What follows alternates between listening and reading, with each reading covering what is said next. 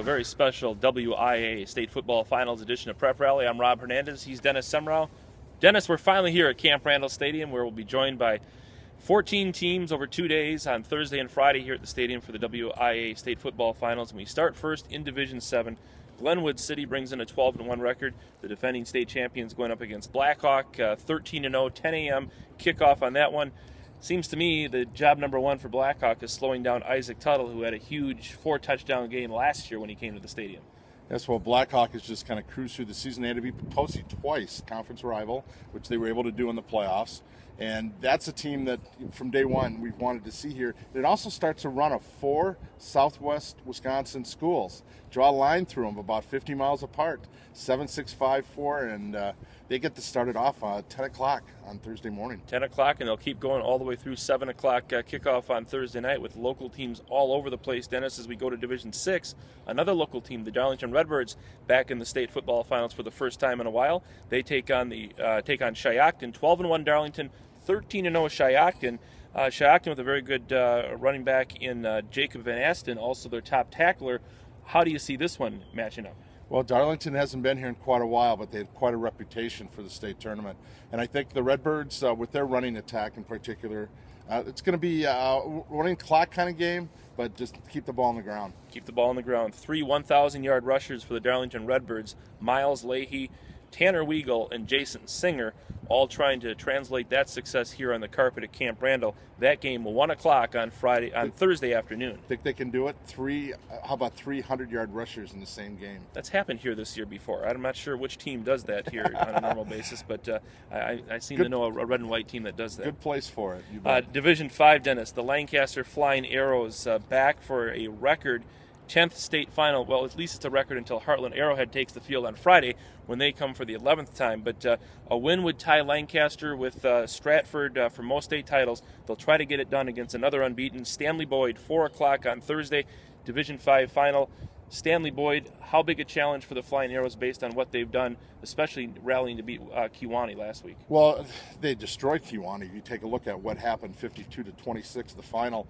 I think the seniors in particular, there's at least 5 players that were on the team of sophomores, 3rd time to state, 2 silver balls.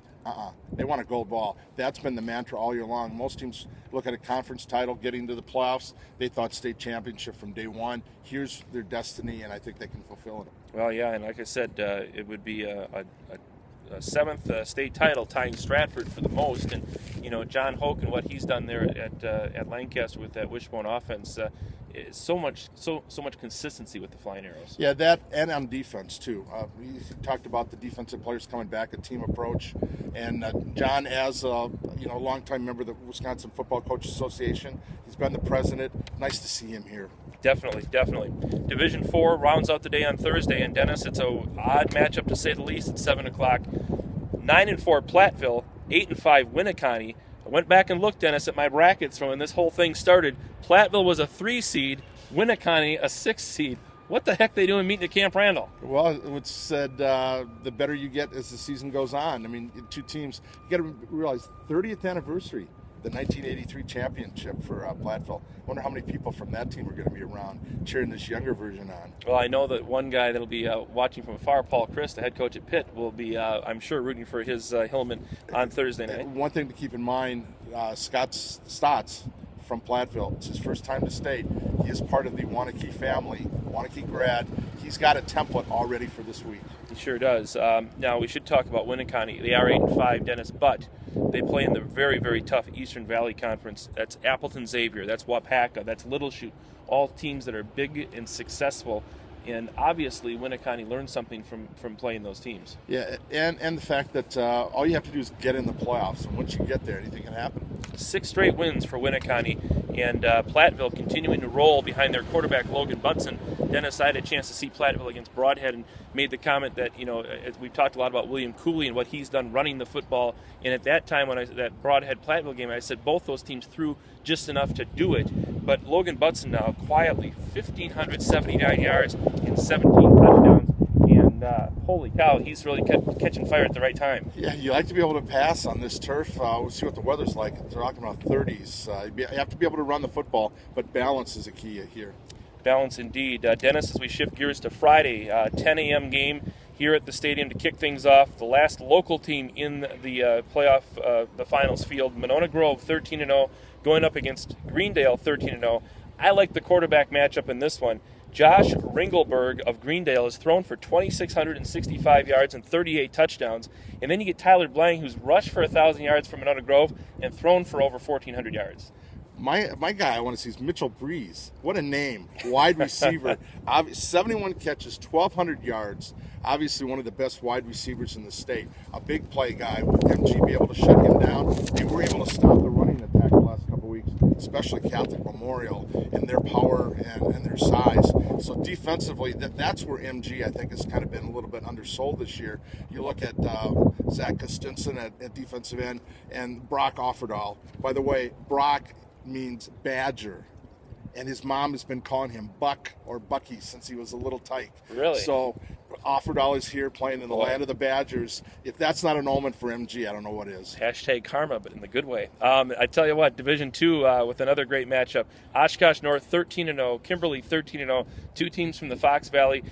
Nate Naveau has rushed for over 1,000 yards, passed for 1,500, close to 1,500 yards for Oshkosh North, and just some good talent on the other side of the ball with Kimberly. And, of course, Kimberly knocked off Mequon Homestead to get here, and that was a team a lot of us had pegged maybe to get all the way here. Not only knocked them off, they had a running clock part of that game, which would have thought that. And talked to the coach last night, the Kimberly coach. These are two teams that were destined to be here, both 13-0, one step away from a perfect season. Division I wraps things up Friday at 4 o'clock p.m. Heartland Arrowhead at 12-1, Franklin at 12-1.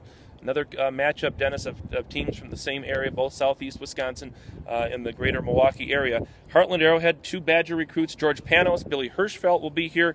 And then Franklin, the high-flying Sabres, have another quarterback. Remember Lance Barretts, who was their signal caller a few years ago, now as a wide receiver for the Badgers. But Sean McGuire has taken his place, and 2,730 yards, 22 touchdowns.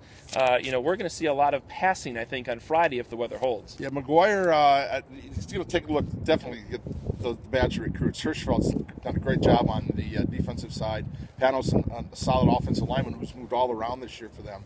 So they're going to be right where they're going to be playing the next 4 or 5 years. Who'd have thought? Arrowhead loses early to Homestead. Yeah. Right. They cruise all the way through. I think they're playing with a little chip on their shoulder because everybody figured after last year they were going to come and breeze through.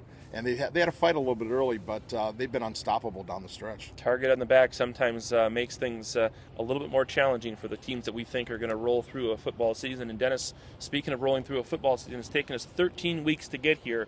The state finals Thursday and Friday. This is the most exciting time of the year. It is, and this is a week later than normal. We're going to be, right close to Thanksgiving, and we're hoping the weather just cooperates so that the players can play their best and not have to be bundled up. Yeah. Or maybe we might be throwing snowballs. Remember when Sun Prairie won in 1995?